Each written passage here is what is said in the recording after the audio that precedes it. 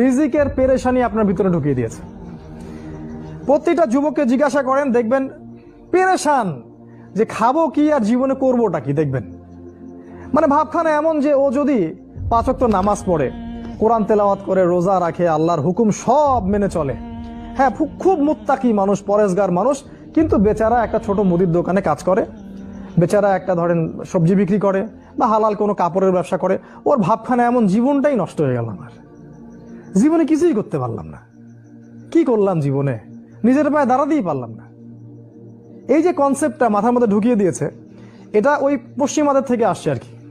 পশ্চিমা থেকে দেশে দেশে, এই দেশ থেকে গভর্নমেন্ট এবং সমাজের মাধ্যমে সব যুবকদের মাথায় মাথায় জীবনে প্রতিষ্ঠিত হতে হবে, দাঁড়াতে হবে। এর মাধ্যমে আপনি কি বোঝাচ্ছেন? ওই ছেলেটা তো আল্লাহর কাছে অনেক বেশি পছন্দের, যে আল্লাহ পাকের সব হুকুম আহকাম মেনে চলে এবং হালাল খায়, মাশাআল্লাহ। আল্লাহ পাক তাকে সত্যবাদী নবীদের মর্যাদা